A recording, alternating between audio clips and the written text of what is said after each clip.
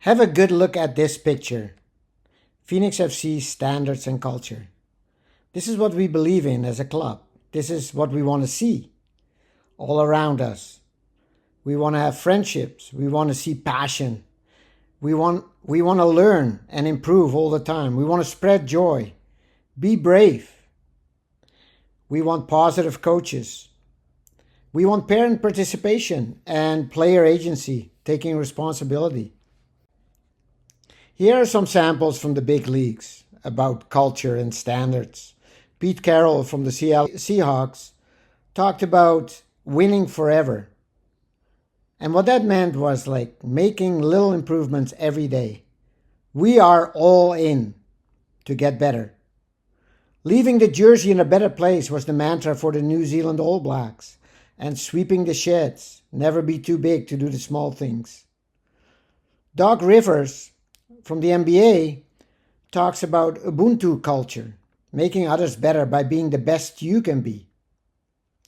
Steve Kerr from the Golden State Warriors from the same league talks about joy is central to all we do. If there is no joy, what is there, really?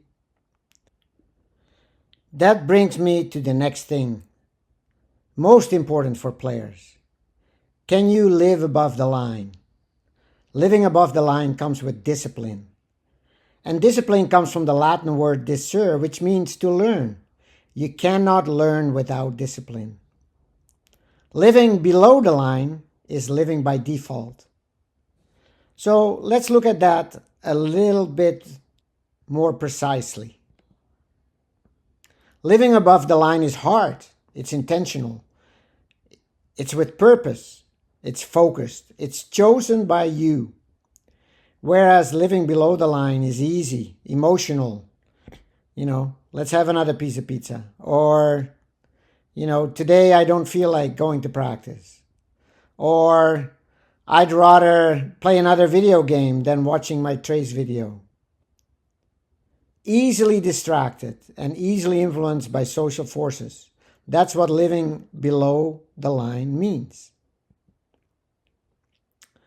And if you live above the line, we can say this. Talent is a gift. We all have some kind of talent.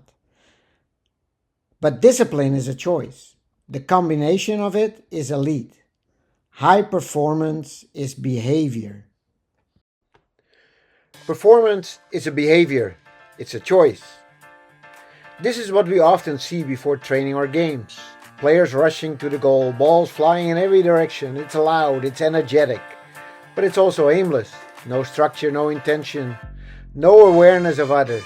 Everyone doing their own thing or copying the same thing without much thought. But it doesn't have to look like this.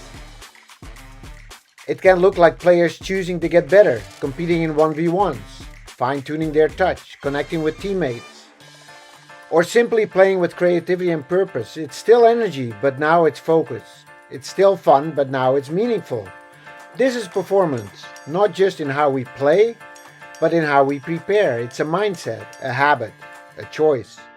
So the question is, what do you, coaches and players, want pre-practice, pre-game to look like? And that was just one example of setting certain standards. This was especially about pre-practice or pre-game, but there are so many other things.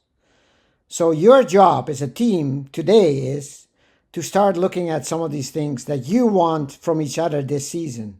Coaches from players, players from players, players from coaches, and contemplate that. What will be your team's mantra, your slogan? Like symbols like winning the day or nobody works harder than us. Team above everything. We love to compete. So look at this slide and start the conversation about the things that you want for your team. And know that you may most likely not get this all done today. So you will have to revisit this together as a team and come up with the standards and the culture of your team. And then work hard together to adhere to that standard and that culture. And keep raising the standard a little bit every time.